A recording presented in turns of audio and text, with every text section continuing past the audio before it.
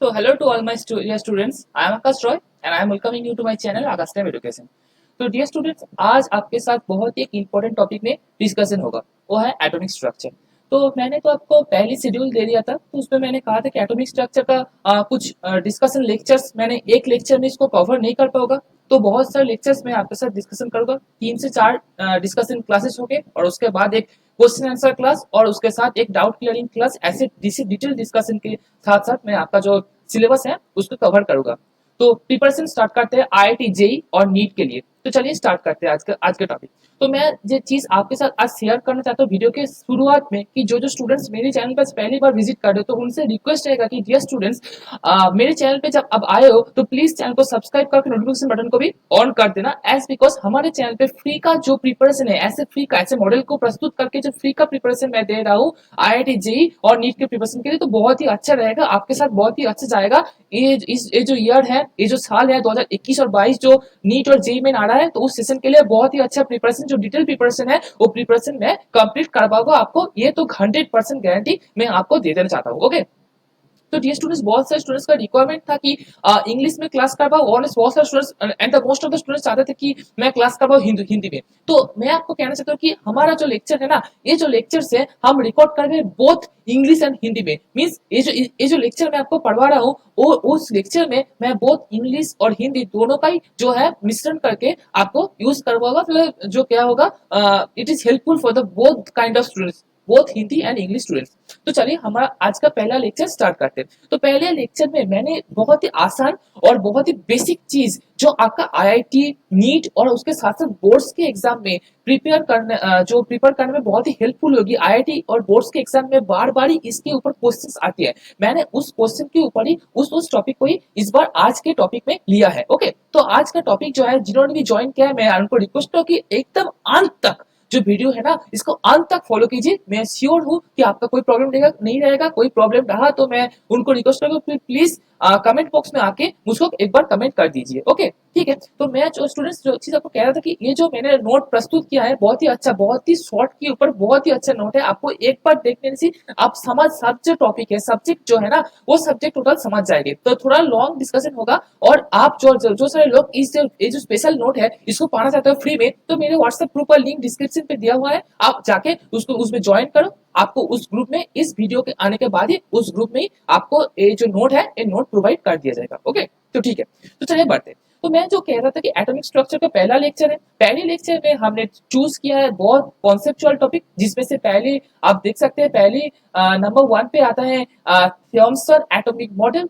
Thompson, इसके ऊपर तो डिस्कशन होगा, मैं आ रहा हूँ। तो थॉमसन का एटॉमिक मॉडल हमारा पहला आज का डिस्कशन टॉपिक है। थॉमसन एटॉमिक मॉडल जो एटॉमिक स्ट्रक्चर और एटॉमिक जो वर्ल्ड है, इसमें पहला जो तीर आया था ना, पहला जो किला पड़ा था, तो वो स्टार्ट किया था थॉमसन ने, जे थॉमसन ने। तो उसका स्टोरी और उसके ऊपर उसका मॉडल क्या है, डिटेल में डिस्कशन होगा। उसके बाद हम आते हैं रादरफोर्ड के एक्सपेरिमेंट में। उसके बाद जो स्पेशल टाइप ऑफ जो 18th सेंचुरी का और 19th सेंचुरी का जो स्पेशल टाइप ऑफ मॉडल था, मीन्स जो नया एटॉमिक स्ट्रक्चर, न्यू जो एटॉमिक स्ट्रक्चर आया, और न्यू एटॉमिक स्ट्रक्चर का जो कॉन्सेप्ट है वो बिल्ड किया रादरफोर्ड ने। रादरफोर्ड का जो वर्क था बहुत ही इंपॉर्टेंट आप लोगों के लिए, और आपका एग्जाम और बोर्ड एग्जाम पे भी क्वेश्चन यहाँ से आता है। उसके बाद और एक ये थोड़ा बच्चों वाली चीज है, आप लोग 9-10 में पढ़ के आए हो, बट इससे आपका जेई मेन और नीट पे छोटे छोटे क्वेश्चन आते हैं। ओके, तो आइसोटोप और आइसोबार के बारे में थोड़ा थोड़ा डिस्कशन होगी। और जो फोर्थ हमारा आइटम है आज का, वो है electromagnetic radiation. Electromagnetic radiation, electromagnetic जो लाइट है, कैसी इलेक्ट्रोमैग्नेटिक कैसे वो बिहेवियर करते हैं, हम उसके ऊपर डिस्कशन करेंगे। और 5 में आता है प्लैंक्स हाइपोथेसिस। प्लैंक का हाइपोथेसिस क्या था, प्लैंक का जो इक्वेशन है, उस इक्वेशन के ऊपर बार बार वो देखा गया है, नीट और जेई में क्वेश्चन बार बार हर साल, ऑलमोस्ट हर साल हिट करते हैं। तो मैंने आज के पहले लेक्चर में इस टॉपिक को आज कवर करूंगा, और हमारा जो सेकेंड लेक्चर है उस सेकेंड लेक्चर पे हम कवर करूंगा क्या है, बोर मॉडल को। टोटल बोर मॉडल कैसे आया, बोर मॉडल में क्या क्या चीज, और बोर मॉडल का जो ड्रॉबैक्स है, क्या क्या बोर मॉडल में है, वो हम सेकेंड लेक्चर में कवर करेंगे। बट फर्स्ट लेक्चर में आज इस सारे टॉपिक को हम कवर करेंगे। चलिए स्टार्ट करते हैं। तो जब हम स्टार्ट करते हैं, तो पहले मैंने आपको जो चीज कहा कि पहले पहले हमारा जिसका मॉडल आता है, जिसका मॉडल से जो हमारा जो ये जो 19th सेंचुरी था वो स्टार्ट हुआ, वो था जे थॉमसन का मॉडल। जे थॉमसन रादरफोर्ड के एटॉमिक मॉडल से आने के पहले उन्होंने एक मॉडल प्रस्तुत किया था, जिसमें उन्होंने उस समय जो था, जो साइंस उतना डेवलप नहीं हुआ था, तो वो कहना चाहते थे कि जो एटम है, जो एक हम देखते हैं, एक हमारा ह्यूमन बॉडी हो गया, हमारा जो ह्यूमन बॉडी है एक बड़ा ह्यूमन बॉडी, ह्यूमन स्ट्रक्चर है। अब समझो कि सेल और जो ये जो मॉडल एटॉमिक का जो मॉडल आया ना, एटॉम मॉडल जो आया, तो इस उत्पत्ति कहां से हुआ, आपको थोड़ा एग्जांपल लेकर समझा देता हूँ। देखिए, एक जो मॉलिक्यूल है, वो मॉलिक्यूल का सबसे क्षुद्रतम यूनिट क्या है, सबसे लीस्ट यूनिट क्या है, सबसे छोटा यूनिट क्या है, उसको हम एटम कहेंगे। जैसे कि अब मान लो हमारा एक टोटल एक बॉडी है, इस टोटल बॉडी में हम देखते हैं टोटल बॉडी किससे प्रस्तुत होता है। बहुत सारे लोग कहेंगे ये तो ब्लड से होता है, बहुत सारे लोग कहेंगे नहीं और कुछ चीज से होता है, बट इसका लीस्ट सबसे क्षुद्रतम यूनिट क्या है, इसका सबसे क्षुद्रतम यूनिट है सेल। सेल होता है सबसे क्षुद्रतम यूनिट। बहुत सारे सेल्स मिलकर हमारे टोटल जो बॉडी है वो प्रस्तुत करते हैं। वैसे एक मॉलिक्यूल बहुत सारे एटम्स और उसके बाद हम जानेंगे कि सब एटम्स मिलके प्रस्तुत करते हैं एक मॉलिक्यूल को। तो ये जो एटम का जो थिंकिंग है, इस एटम के थिंकिंग को पहले बिल्ड किया जे थॉमसन ने। इन्होंने इस कारण एक सिंपल मॉडल दिया, इस सिंपल मॉडल को देके भी इन्होंने नोबेल प्राइज पाया। इसका पीछे जो रीजन है, बिकॉज उस समय जो था साइंस उतना डेवलप नहीं हुआ था, डेवलपमेंट पर बहुत देर बाद आया। ऐसे नहीं हुआ कि डेवलपमेंट बहुत आगे से था, डेवलपमेंट बहुत बाद आया। तो उनके टाइम में उन्होंने जो मॉडल दिया था, तो उनका मॉडल में उन्होंने कहा था कि ऐसे एक स्फीयर टाइप का जो एक एरिया है, जिसमें हम देखेंगे कि जो पूरा स्फीयर टाइप है, जो पूरा एक पॉजिटिव चार्ज का क्लाउड है। ओके, समझ लो। और आप चाहते हो तो जो आपके नोटबुक्स है, उस नोटबुक में जो है लिख के राइट करके भी आप इसको समझ सकते हो। तो मैं कह रहा हूँ, आपको सुन लो। तो जो उन्होंने कहा था कि ये जो हमारा जो एटम है, ये एटम है एक पॉजिटिव चार्ज का क्लाउड, और उसके अंदर अंदर कुछ कुछ प्लेसेस को सब्सट्रैक्ट करके, कुछ कुछ प्लेसेस को पकड़ के जो नेगेटिव चार्जेस है वो बैठी हुई है, वो बैठा हुआ है। यही चीज है Rutherford's atomic model, sorry Thomson's atomic model. Actually Thomson का जो एटॉमिक मॉडल था, उस एटॉमिक मॉडल पे यही चीज आपको कहा गया था कि पूरा एक जो है पॉजिटिव चार्ज है, क्लाउड है स्फीयर करके। आप देख सकते हो, मैंने वहां पे दिखाया भी है, एक पॉजिटिव करके पूरा जो लाल एरिया है, रेड कलर का जो एरिया है, वो रेड कलर का एरिया पूरा पॉजिटिव चार्ज एक डेंस एरिया है, और जिसके अंदर अंदर छोटे छोटे करके जो नेगेटिव चार्जेस है वो बैठा हुआ है। तो यही था थॉमसन का जो thinking about the atomic model. But after some years जब रदरफोर्ड का मॉडल आया, तो इसमें बहुत सारी गलतियां निकल के आई, बट वो चीज तो बाद में आया। बट इससे पहले, रदरफोर्ड के आने से पहले यही मॉडल था जो जो साइंटिफिक कम्युनिटी है, वो कम्युनिटी जो मान के चलती थी। ओके, तो मॉडल को मैं एक बार आपको अच्छी करके दिखा देता हूँ। ये है थॉमसन का प्लम पुडिंग मॉडल। अब ये प्लम पुडिंग मॉडल क्यों नाम आया? बोर्ड्स के एग्जाम में ये क्वेश्चन आती है। मैं आपको बोर्ड्स के एग्जाम का कह रहा हूँ, जेईई मेन में उतना नहीं आता, बट बोर्ड्स के एग्जाम पे आता प्लम पुडिंग मॉडल। थॉमसन का मॉडल को प्लम पुडिंग मॉडल कहते हैं। क्यों कहते हैं? एक्चुअली आप जब देख रहे हो कि ऐसे एक राउंड शेप करके एटम है, जिसके अंदर ये जो पुडिंग जो है, पुडिंग के अंदर प्लम छोटे छोटे करके प्लम जो है रह रहे हैं। वो इन्होंने वही चीज कहा था यहाँ पे। ओके, इसका मॉडल, इसलिए इनके मॉडल को प्लम पुडिंग मॉडल कहते हैं। बिकॉज आप खीर मिठाई खा रहे हो। एक्चुअली मैं आपको समझाता हूँ। देखो, आप लोग एक खीर मिठाई खा रहे हो, एक खीर मिठाई आपके पास है। उस खीर मिठाई के अंदर छोटे छोटे करके किशमिश जो है, काजू है, किशमिश है, अखरोट है, ड्राई फ्रूट्स दिए हुए हैं। तो जो ड्राई फ्रूट्स दिए हुए हैं, तो उनको उन्होंने ऑब्जर्व किया था as electrons, and the whole total जो मिठाई थी, तो उनको उन्होंने कहा था पॉजिटिव चार्ज डेंस एरिया। तो यही था total Thomson plum pudding model. और इसको बहुत सारे साइंटिफिक कम्युनिटी ने भी वाटरमेलन मॉडल भी कहते थे। तो आप लोग इसमें डिवाइड मत हो जाना। बहुत सारे लोग सब जानते हैं कि प्लम पुडिंग मॉडल, पर जब एग्जाम में आती है कि थॉमसन्स वाटरमेलन मॉडल, तो वो चीज भी जो है एग्जाम में दे देते हैं कि Thomson's watermelon model. Watermelon model क्यों है? आप एक वाटरमेलन को ले लो, वाटरमेलन को जो है बीच से फाली कर दो और ऊपर से उसको देखो। मैं ऐसे दिखा रहा हूँ, ऐसे आप फाली कर दो और ऊपर से देखो जो है किसको, वाटरमेलन को। तो आपको दिखेगा कि जो रेड कलर का पूरा एरिया है, उन्होंने उसको कहा था पॉजिटिव चार्ज डेंस एरिया, और उसके अंदर छोटे छोटे बीज सीड्स रहते हैं, उस सीड्स को उन्होंने कहा था कि जो इलेक्ट्रॉन्स, तो यही था उनका मॉडल। इसलिए उनके मॉडल को प्लम पुडिंग मॉडल, और बहुत सारे साइंटिफिक कम्युनिटी है उनको वाटरमेलन मॉडल भी कहा। और इसके आविष्कार होने के बाद ही उनको 1906 में जो थॉमसन है, थॉमसन को क्या मिला, नोबेल प्राइज से भूषित कर दिया गया। आज के दिन पे हमको बहुत ही मस्ती मजाक लगेगा कि हाँ ये क्या चीज दिया, बट उस टाइम में यही चीज बहुत ही वैल्यूएबल था। ओके, तो चलिए बढ़ते हैं हमारे आज के दूसरे टॉपिक। आज का दूसरा टॉपिक है रादरफोर्ड्स गोल्ड प्लेटेड एक्सपेरिमेंट। रादरफोर्ड्स एक्सपेरिमेंट भी कहते हैं, और अच्छी तरीके से जान लो इसको, रादरफोर्ड्स गोल्ड प्लेटेड एक्सपेरिमेंट भी कहते हैं। रादरफोर्ड गोल्ड प्लेटेड एक्सपेरिमेंट एक बहुत ही अच्छा एक्सपेरिमेंट था, जिस एक्सपेरिमेंट को हम इस सदी का 19th सेंचुरी का सबसे अच्छा, 19th सेंचुरी का सबसे बड़ा एक्सपेरिमेंट भी करके कह सकते हैं।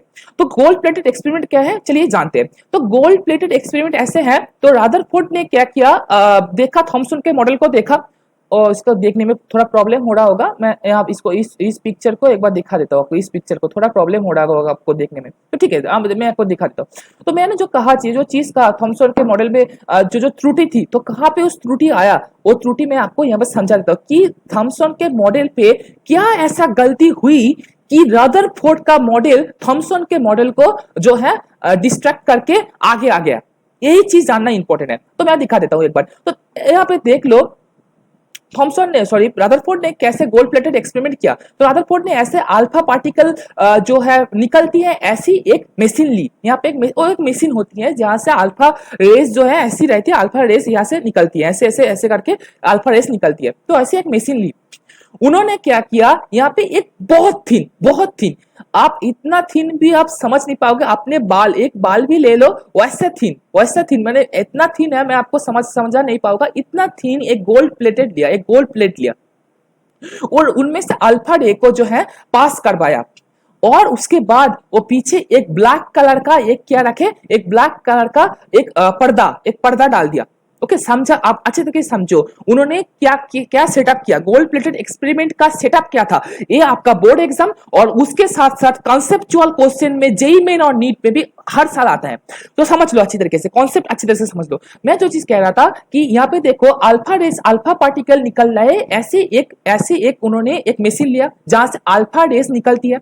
उसके बाद उन्होंने क्या किया, यहाँ पे देख सकते हैं एक गोल्ड प्लेट लिया जो बहुत थिन है, और उसके बाद उसके पीछे वो देख सकते हो यहाँ पे एक काले कलर का पर्दा रखा, जहां पे वो देखना चाहते थे कि गोल्ड प्लेट के पास करने के बाद जब गोल्ड प्लेट को छेद करके ये अल्फा रे गया, तो क्या हुआ, वही था एटॉम का असली स्ट्रक्चर जो है रेडी होने का मेन स्रोत। तो आप देख सकते हो थॉमसन का मॉडल होता अल्फा रे, एक्चुअली जो अल्फा रे निकलती है वो पॉजिटिव चार्ज का एक सोर्स होती है। अल्फा रे जो होती है पॉजिटिव चार्ज का सोर्स होती है। जो पॉजिटिव चार्ज का सोर्स बहुत ही डेंस और बहुत ही भारी होता है।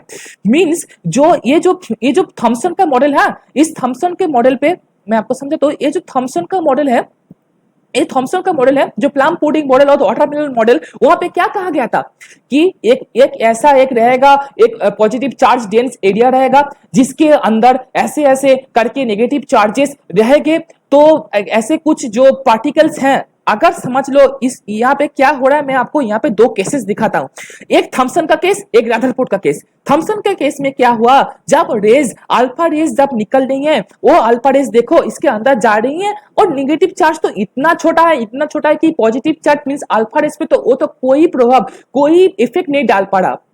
ओके, तो अल्फा रेज जो है आसानी से निकल जाएगा। एक्सपेरिमेंट तो ऐसा ही होना चाहिए था ना। हम थॉमसन के जो मॉडल है उसके नजरिए से देखे तो कुछ भी नहीं होना चाहिए था ना, कि जो नेगेटिव चार्ज है तो नेग्लेक्टेबल है, इतना छोटा है कि पॉजिटिव चार्ज को ये कोई प्रभाव नहीं डाल सकता, कोई प्रॉब्लम नहीं डाल सकता। पॉजिटिव चार्ज जो अल्फा रेस है, ये अच्छे करके, ये अल्फा पार्टिकल अल्फा रेस जो है इनको भेद करके अच्छे करके ये एटम से निकल के जो ब्लैक कलर का जो पर्दा है उसमें जाके हिट करेगी। बट ये नहीं हुआ, और गलती वहां पे ही हुई, और वहां पे जो आधुनिक एटम है उसका और उसका जो मार्गदर्शन हुआ कैसे हुआ देख सकते हैं कि जो अल्फा रेस निकली और उसके बाद जब एटम के अंदर मींस वो जो गोल्ड प्लेटेड है वो गोल्ड प्लेट के एटम के अंदर गई तो देखा गया ऑलमोस्ट सब जो रेस है वो सीधा ही जा रहा है, बट एक और दो रेस ऐसे भी हैं जो बाहर रिफ्लेक्ट करके बाहर जा रही है। तो ये क्यों हुआ, यही तो इंपॉर्टेंट चीज है, यही तो रदरफोर्ड का मॉडल का इंपॉर्टेंट चीज है। देखो अच्छी तरीके से समझो, देखो जो पॉजिटिव चार्ज है वो तो अच्छी तरीके से निकल जाएंगे, बट ऐसा कोई रदरफोर्ड ने ये चीज समझा कि वो जो एटम है उसके अंदर ऐसा कोई पार्टिकल है जो जो जो टोटल एटम का खूब स्मॉल पोजीशन जो है ऑक्युपाई करके खड़ी हुई है, जिसके अंदर हमारा अल्फा रेस जब जा रही है तो उसके से टकराने के लिए जो है उसको रिफ्लेक्ट हो रहे हैं। तो रिफ्लेक्ट होने का कारण क्या है, वो जो एक पॉजिटिव हाई पॉजिटिव चार्ज एक पार्टिकल वहां पे प्रेजेंट है। This is the reason, this is the point and वो जो पॉजिटिव चार्ज था, वो पॉजिटिव चार्ज क्या था, वो पॉजिटिव चार्ज था nucleus. This is the nucleus and ऐसे न्यूक्लियस का जो है न्यूक्लियस का कॉन्सेप्ट का बिल्ड हुआ, ऐसे न्यूक्लियस का कॉन्सेप्ट आया। उससे पहले थॉमसन के मेडल पे न्यूक्लियस का कॉन्सेप्ट नहीं था, न्यूक्लियस का कॉन्सेप्ट ऐसे रदरफोर्ड ने लिया।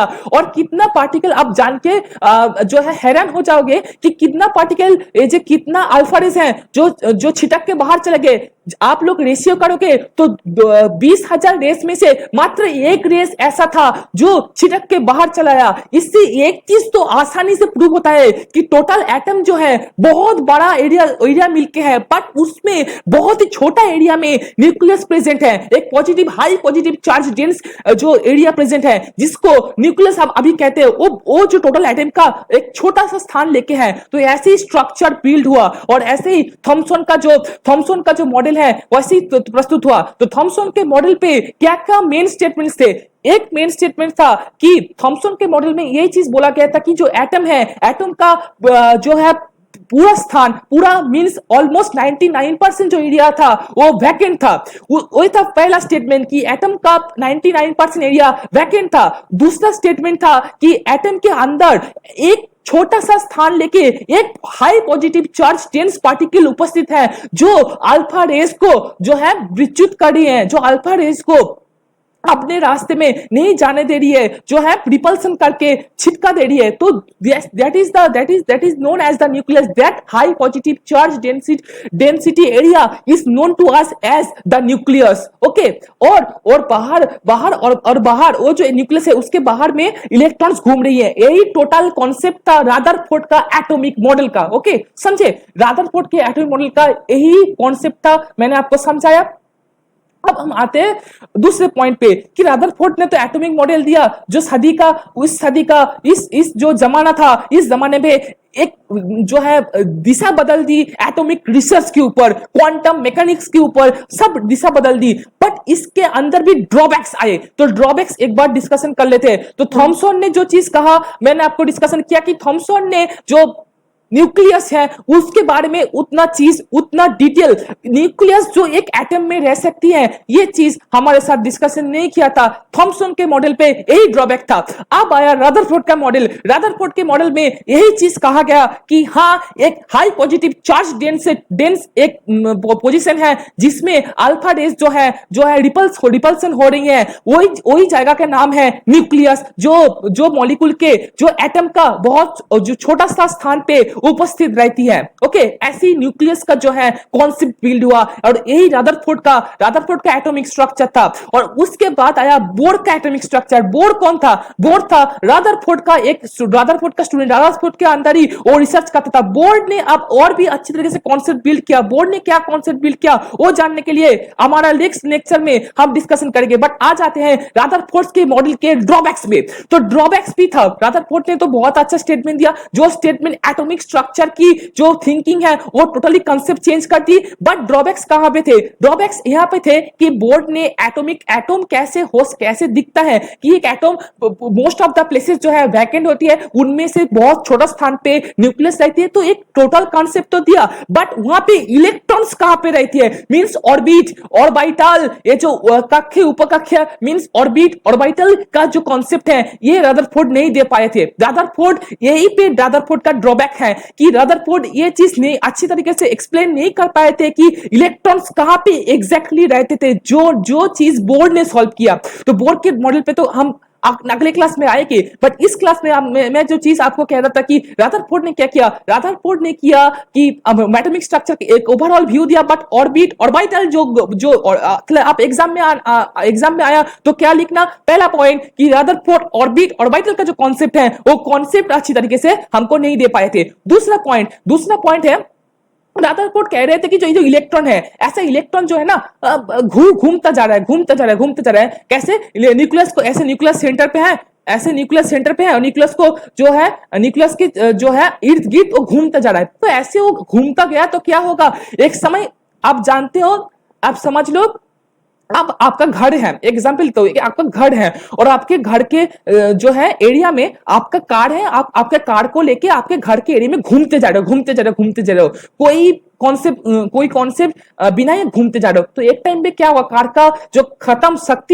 शक्ति खत्म हो जाएगी, एनर्जी खत्म हो जाएगा, फ्यूल जो है खत्म हो जाएगा और कार जो है स्टॉप हो जाएगी। वैसे ही इलेक्ट्रॉन्स कुछ कॉन्सेप्ट जो है, कुछ कॉन्सेप्ट के अलावा जब न्यूक्लियस के इर्द गिर्द घूमते जा रहे थे, एक टाइम में ऐसा ही तो होगा ना, उसका एनर्जी खत्म हो जाएगा और वो जाके उस न्यूक्लियस के अंदर जो है मिल जाएगा। और क्या होगा एटम का जो स्टेबिलिटी है, एटम का स्टेबिलिटी कभी भी नहीं रहेगा। तो रदरफोर्ड का और एक ड्रॉबैक था कि रदरफोर्ड कभी भी एटम का स्टेबिलिटी जो है, इलेक्ट्रॉन के स्पिन के लिए इलेक्ट्रॉन्स के स्पिन के लिए एटम की स्टेबिलिटी जो है, ये चीज का एक्सप्लेनेशन कभी भी नहीं दे पाए थे। ओके, तो रदरफोर्ड का ये ड्रॉबैक था। रदरफोर्ड के मॉडल के बारे में डिस्कशन हुआ, रदरफोर्ड का ड्रॉबैक हमने देखा। और अब इसके बाद हम और एक सिंपल चीज पे डिस्कशन पे आते हैं, वो है आइसोटोप्स, आइसोबार्स।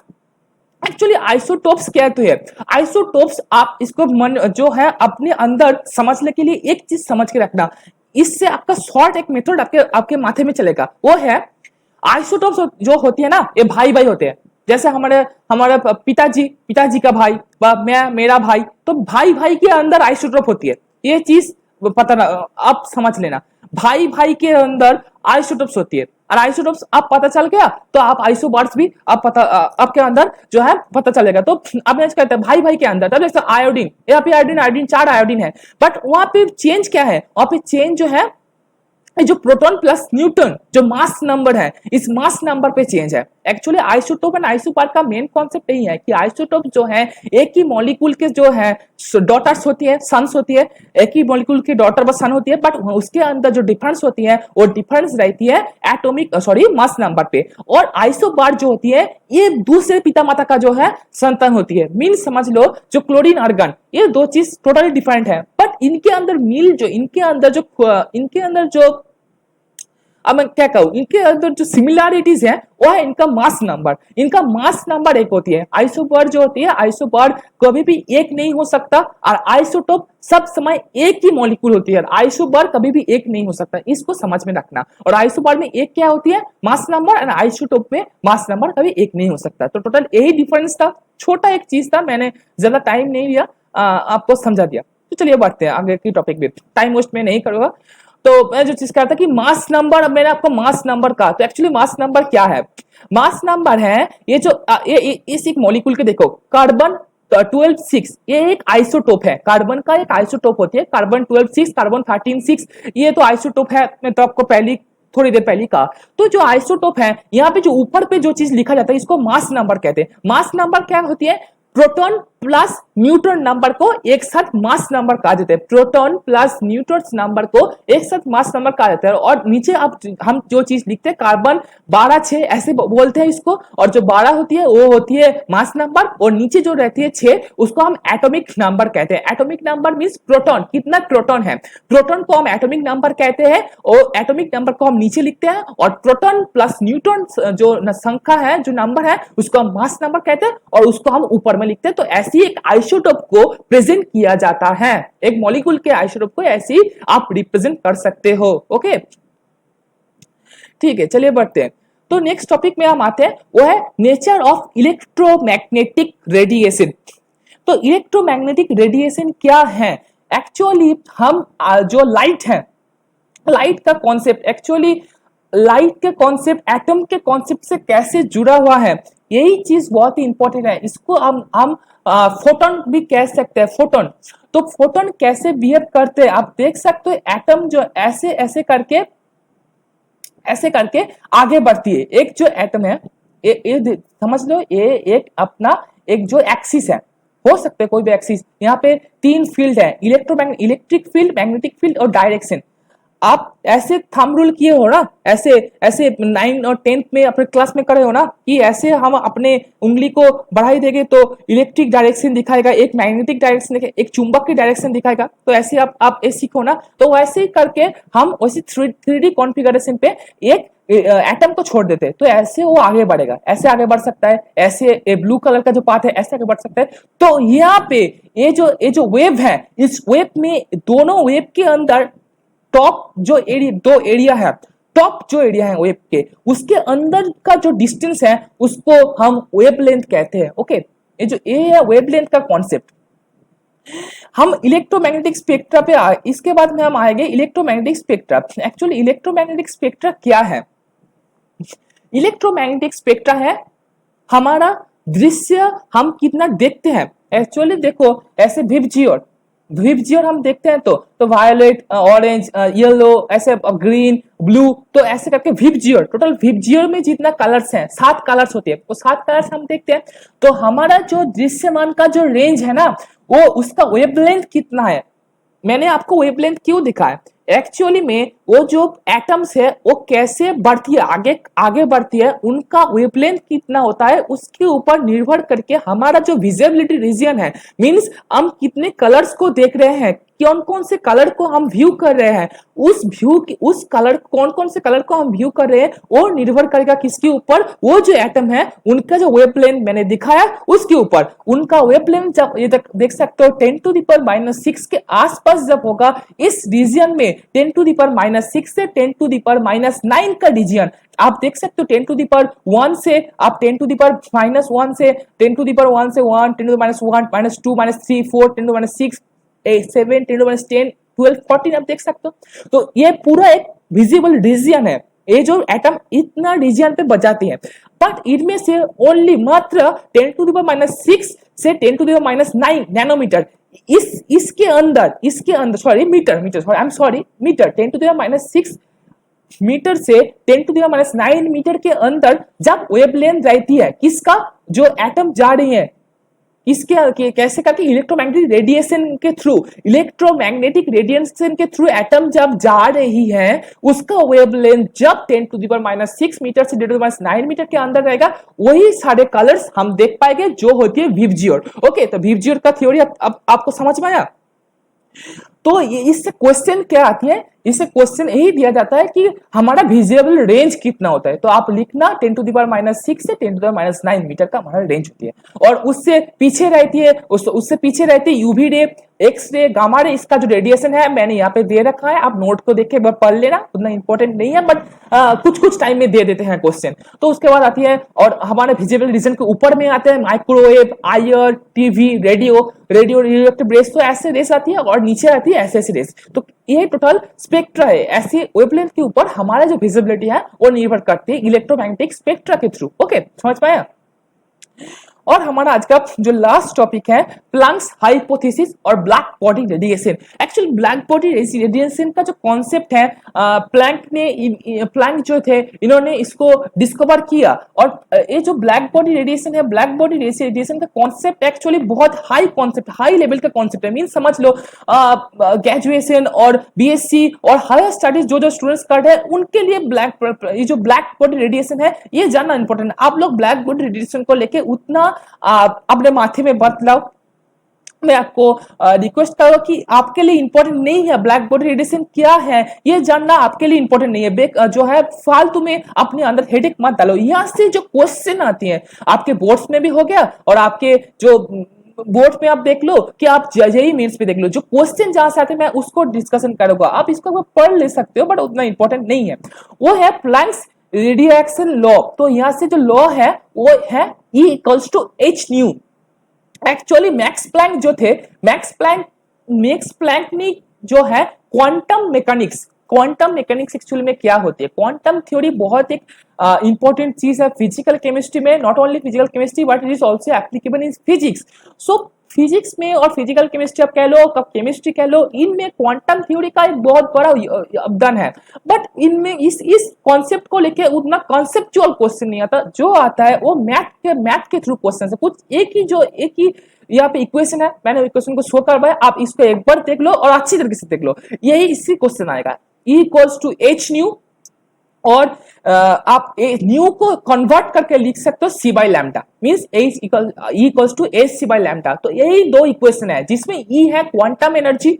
आपको क्वेश्चन में आएगा, जस्ट इस जो है लॉ को फॉलो करके और मैथ करोगे। मैं भी आपको जो आगे आने वाली क्लासेस है मस्ट फॉलो करना, आगे आने वाली क्लासेस में श्योर मैं डिस्कशन करूंगा इस क्वांटम एनर्जी के ऊपर। ओके, तो ठीक है, मैं जो कह रहा था कि क्वांटम एनर्जी ई जो है, क्वांटम एनर्जी एच है प्लैंक्स कांस्टेंट। प्लैंक ने इसको जो लाया था, प्लैंक कांस्टेंट का जो वैल्यू होती है वो 1 इलेक्ट्रॉन वोल्ट होती है, और उसका वैल्यू होता है 1.602 × 19 जूल, और इलेक्ट्रॉन वोल्ट में आप लिखो तो 6.242 × 1018 इलेक्ट्रॉन वोल्ट। तो इसको थोड़ा सा आपको रखना पड़ेगा, और आपके एग्जाम हॉल में बोर्ड्स के एग्जाम में दिया हुआ रहेगा, ये तो दिया हुआ रहता है।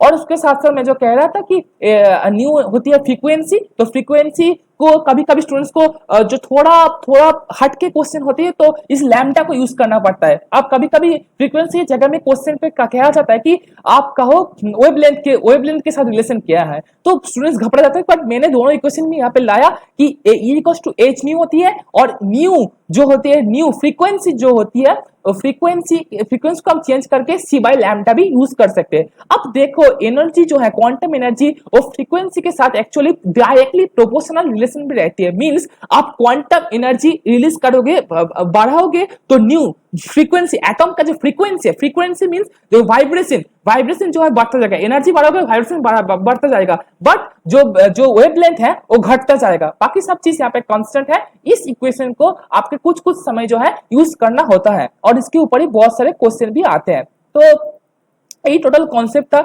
मैंने आज डिस्कशन किया एटॉमिक स्ट्रक्चर का। ऑलमोस्ट 30% जो चीज था आज डिस्कशन हुआ, जिसमें मैंने आपको एटॉमिक स्ट्रक्चर, रदरफोर्ड का एक्सपेरिमेंट कैसा था, कैसे न्यूक्लियस है उसका आविष्कार कैसे हुआ, रदरफोर्ड का ड्रॉबैक क्या था, उसका स्टूडेंट बोर्ड ने कैसे किया, कैसे न्यू एटॉमिक स्ट्रक्चर लाया, इसको जानने के लिए मस्ट हमारे सेकेंड लेक्चर को फॉलो करना। बोर्ड के एटॉमिक मॉडल के ऊपर हमारा सेकेंड लेक्चर आएगा। तो जो कह रहा था कि आइसोटोप के ऊपर थोड़ा डिस्कशन हुआ, इलेक्ट्रोमैग्नेटिक रेडिएशन के ऊपर जी कैसे हमारा विजिबल रीजन, वहां से जो क्वेश्चन आते हैं वो विजिबल रीजन के ऊपर ही आते हैं। मैंने आपको दिखाया पूरा जो वहां पे जो चार्ट था, चार्ट मैंने आपको ड्रॉ करके दिखाया, और प्लैंक की हाइपोथेसिस था, हाइपोथेसिस जो मैथ अच्छे किस जो है आपको किस जो सूत्र जो है यूज करना पड़ता है, किस इक्वेशन यूज करना पड़ता है, मैंने उस इक्वेशन को आपको इस वीडियो में समझाया। तो आज के लिए इतना ही। स्टूडेंट्स वीडियो को अच्छा लगा तो क्लास को और अच्छी तरीके से फॉलो करो। मैंने एटॉमिक स्ट्रक्चर को पूरा कंप्लीट करवाऊंगा, उसके साथ मैंने सॉलिड स्टेट जो है, ये तो 11 का चैप्टर आया, उसके बाद मैं लाऊंगा सॉलिड स्टेट, और ऐसी हमारा टोटल 2021 और 2022 का जो जेईई मेन और नीट का जो टोटल प्रिपरेशन है ना, तो टोटल प्रिपरेशन बहुत अच्छी तरीके से कवर होगा, ये मेरा गारंटी है। और मुझे लगता है आपको वीडियो अच्छा लगा, लाइक कर देना, फ्रेंड्स के साथ शेयर करना। फ्री क्लासेस है, ऐसा फ्री क्लासेस प्रोवाइड कोई नहीं करेगा, बिकॉज मैं चाहता हूं कि बहुत से स्टूडेंट्स हमारे साथ जुड़े और व्हाट्सएप ग्रुप पे ज्वाइन होना, एज बिकॉज जो नोट है वीडियो को यूट्यूब में आने के बाद ही मैं मेरे व्हाट्सएप ग्रुप पे ये नोट जो है प्रोवाइड करवा दूंगा। ओके, तो ठीक है, तो आज के लिए इतने। अच्छी तरह से पढ़ाई करो, कोई प्रॉब्लम हुआ तो मुझको कमेंट बॉक्स में जरूर कहना, मैं आपका सब प्रॉब्लम का जो है समाधान जरूर करूंगा, और डाउट क्लियरिंग सेशन भी लाऊंगा। Thank you.